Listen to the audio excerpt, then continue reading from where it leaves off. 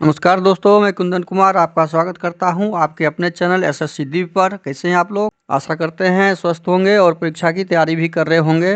आज हम part 38 practice set जो करते आ रहे हैं उसका 38वां पार्ट लेके आए हैं, जो टॉप 5 क्वेश्चंस के संग्रह हैं, जो सभी परीक्षाओं में पूछे गए प्रश्न और पूछे जाने वाले प्रश्न हैं और बार बार पूछे जाते हैं, रिपीटेड प्रश्न हैं, जिसे मैं आप लोगों को आज करवाने वाला हूँ आसान तरीके से, आसान ट्रिक के द्वारा। जो विभिन्न परीक्षाएं हैं, जो कई पीएससी जैसे बीपीएससी हो गए, यूपीएससी हो गए, मध्य प्रदेश पीएससी हो गए, छत्तीसगढ़ पीएससी हो गए, उत्तराखंड पीएससी हो गए, राजस्थान पीएससी हो गए, विभिन्न पीएससी में पूछे गए प्रश्न, विभिन्न एसएससी में पूछे गए प्रश्न, एसएससी सीजीएल में पूछे गए, bank PO, bank clerk, railway NTPC, railway group D में पूछे गए प्रश्न के संग्रह हैं, जिसे आज हम करवाने वाले हैं। वीडियो आपको अच्छे लगे तो लाइक कर दीजिएगा, चैनल पे नए हैं तो सब्सक्राइब कर दीजिए और बेल आइकन को ऑल सेट पे डाल दीजिए ताकि नोटिफिकेशन सही वक्त पे मिल जाए, और अधिक से अधिक दोस्तों में शेयर कर दीजिए कि आपके द्वारा उनके पास ये वीडियो आसानी से मिल पाए। हम 38 पार्ट में, जो 37 पार्ट में हमने जो प्रश्न पूछा था आपके लिए कमेंट बॉक्स में डालने के लिए, वो उसका सही जवाब देने का समय है। और आज पुनः फिर हम आपके लिए एक प्रश्न छोड़े जाएंगे जिसका जवाब आपको कमेंट बॉक्स में आसानी से option A B C D, जो आपका सही जवाब होगा उसको डाल दीजिएगा कमेंट बॉक्स में और कमेंट ज़रूर कीजिएगा। हम 37 पार्ट का जो क्वेश्चन हमने डाला था उसका जवाब और उसका क्वेश्चन आपके सामने आ रहा है। ये क्वेश्चन, उसमें क्या हमने पूछा था, प्रश्न में संख्याओं की एक श्रृंखला दी गई है, श्रृंखला में प्रश्नवाचक चिन्ह के स्थान पर आने वाली, प्रश्नवाचक चिन्ह के स्थान पे यहाँ पे क्या होगा वो ज्ञात करना है। प्रश्नवाचक चिन्ह पे क्या निकलेगा? अब इसका इस प्रश्न के जो दिए हुए हैं श्रृंखला, उस श्रृंखला का संबंध बाकी सदस्यों के साथ कैसे ढूंढेंगे वो ढूंढिए। वो ढूंढने के लिए हम क्या करेंगे, 24, 72 और 120, 24, 72 और 120 ये तीनों में गौर करेंगे कि इसके बाद ये प्रश्नवाचक चिन्ह में क्या आएगा। अब हम देखते हैं कि 24 में गुणा करने से नहीं, घटाव करने, जोड़ करने से हो रहा है। देखिए 24 को जब हम 24 में कितना जोड़ेंगे तो 72 होगा, तो 72 में से 24 हम घटा लेते हैं तो 12 में से 4 गया 8, 7 में से, देखिए श्रृंखला से संबंधित, क्लासिक से संबंधित, एनोलॉजी से संबंधित प्रश्नों में आपके जोड़, घटाव, गुणा, भाग, लसौ, अभाज्य संख्या, मसौ, सारे से संबंधित प्रश्न आपके इसमें रहेंगे। स्क्वायर से, क्यूब से, सब, कोई भी गणितीय, कोई भी भाषीय, कोई भी जीके से संबंधित प्रश्न इसमें डाले जाते हैं। आपका इंटेलिजेंस चेक किया जाता है, आपकी बुद्धि परीक्षण की जाती है इस एग्ज़ाम के द्वारा, इस रीजनिंग के द्वारा। इसलिए कोई भी क्षेत्र से आपके प्रश्न इन सबों में इंक्लूड रहते हैं। तो इसका सही से आपको टर्म के आधार पे क्या बनेगा पैटर्न और क्या संबंध ढूंढना होगा, वो आपको तुरंत दिमाग से अप्लाई करना होगा। और यहाँ पे पैटर्न यही दिख रहा है कि इसमें जोड़ने से 72 हो रहा है, घटाने से नहीं होगा, गुना करने से, भाग किसी से नहीं होगा। तो हम जब जोड़ते हैं कितना, ये 48 जब जोड़ देंगे इसमें हम, तो अगला पद आ गया। अब इसी प्रकार हम अगले पद के लिए क्या करेंगे, फिर अगेन हम 72 में क्या करेंगे, 48 जोड़ेंगे।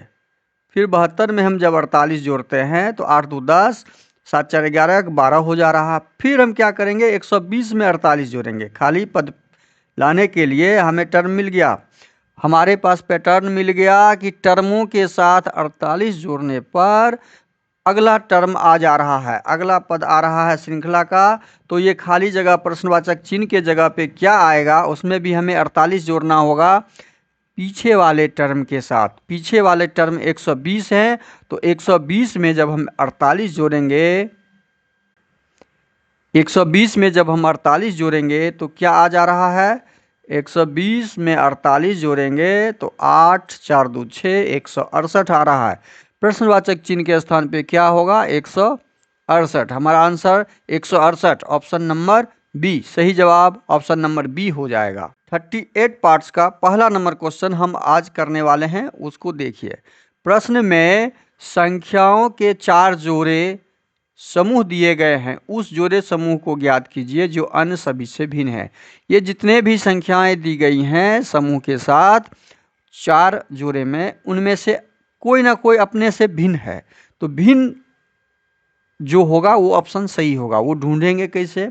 अब देखिए इसमें भी वही प्रकार लगेगा। ये भी आपका किससे संबंधित है? ये भी आपका सीरीज से ही संबंधित, क्लासिक से संबंधित है। ये प्रश्न आपका क्लासिक से संबंधित है। तो अब जब क्लासिक वर्गीकरण करना है, अलग करना है, तो अलग करने के लिए हमें क्या वर्ग सब में रिलेशन ढूंढना होगा। अब पहले तो हमको इसमें रिलेशन ढूंढना होगा, उसके बाद इसके साथ बनाना होगा पैटर्न, इसके बाद सारे चारों को पैटर्न बनाते हुए हमें ढूंढना होगा कि अलग पैटर्न, अलग रिलेशन दर संबंध किस ऑप्शन में है। वो ऑप्शन सही जवाब होगा।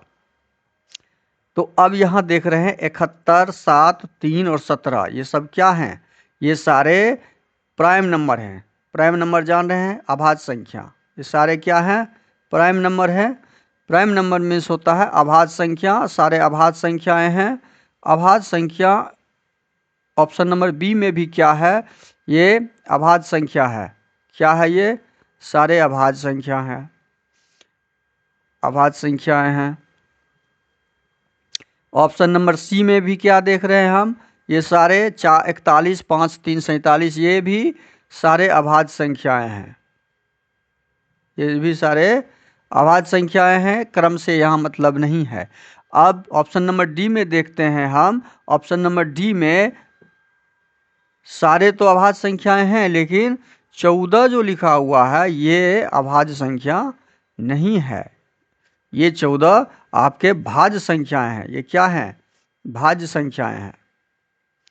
इसीलिए ये 3 में ये ऑप्शन नंबर डी आपका भिन्न है। तो सही जवाब क्या हो जाएगा? Option D.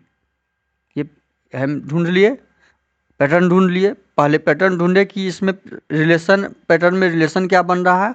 पैटर्न में रिलेशन बन रहा है कि ऑप्शन ए में अभाज्य संख्या, ऑप्शन बी भी अभाज्य संख्या, ऑप्शन सी भी अभाज्य संख्या, लेकिन ऑप्शन डी में अभाज्य संख्याएं नहीं है सब। इसीलिए ऑप्शन डी उन तीनों ऑप्शन से भिन्न है। जो हमें ढूंढना था, प्रश्न के अनुसार हमें ढूंढना वही था जो चारों ऑप्शन में भिन्न हो।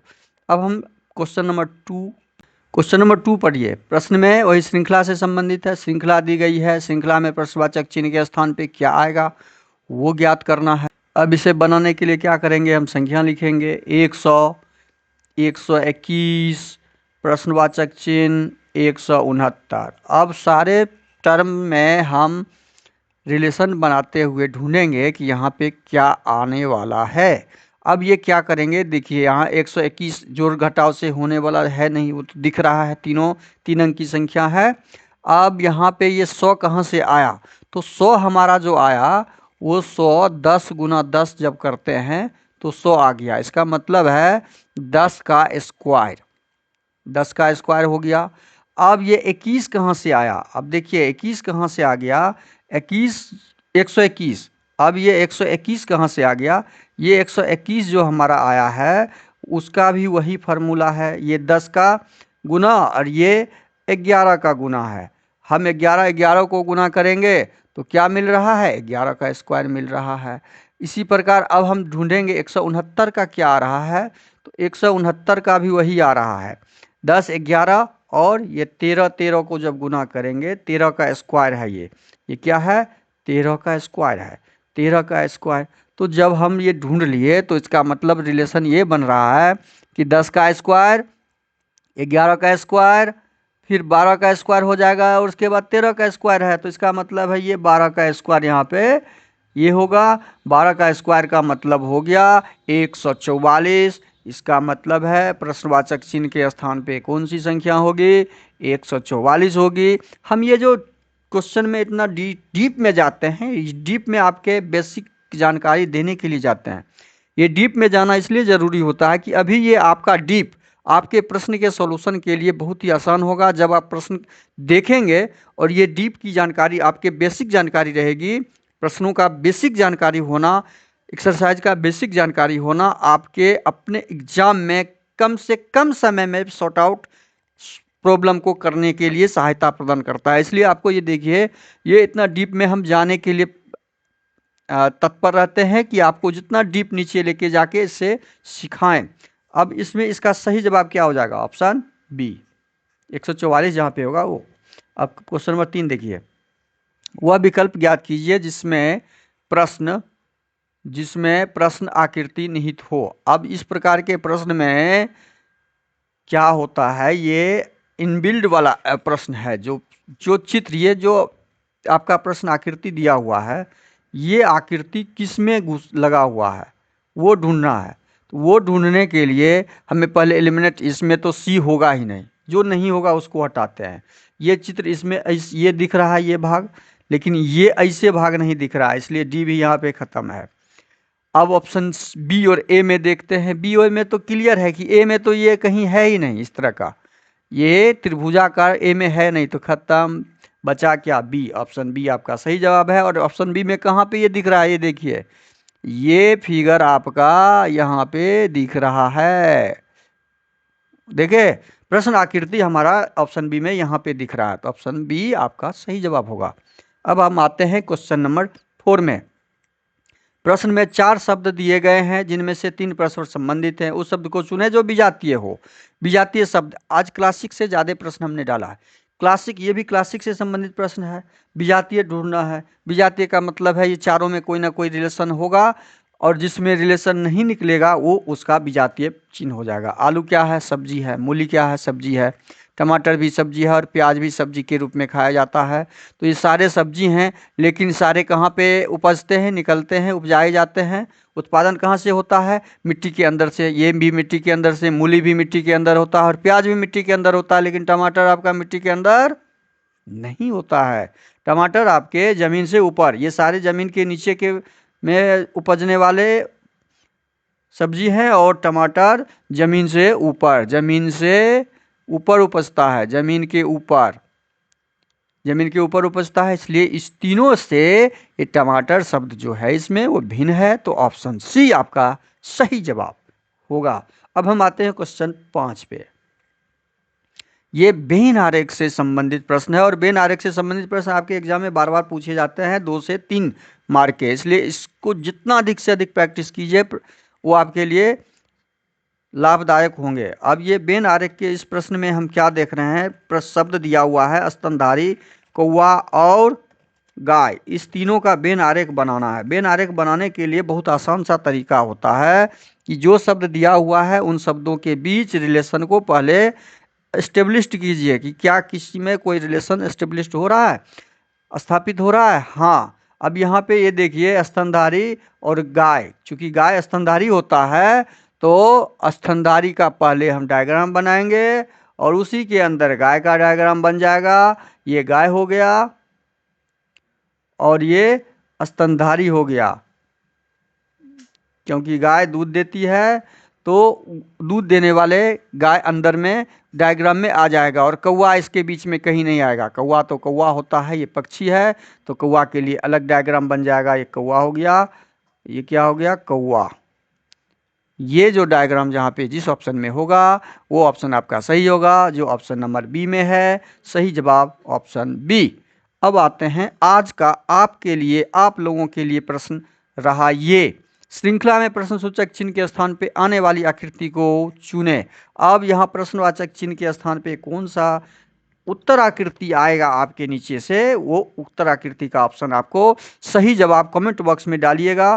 कमेंट जरूर कीजिए रिप्लाई में, ऑप्शन जो आपका सही होगा ए, बी, सी या डी, वो ऑप्शन आप डालें और सही जवाब जरूर दें। कमेंट जरूर करें। वीडियो आपको अच्छा लगे तो लाइक कर दीजिए, चैनल पे नए हैं सब्सक्राइब कर दीजिए, अधिक से अधिक दोस्तों में शेयर कर दीजिए ताकि उनके पास आपके द्वारा वीडियो मिल जाए और वो अपने एग्जाम को क्रैक कर पाए। और बेल आइकन को ऑल सेट पे डाल दीजिए, नोटिफिकेशन भी सही वक्त पे आपको मिलना चाहिए। थैंक यू, धन्यवाद, जय हिंद, जय भारत।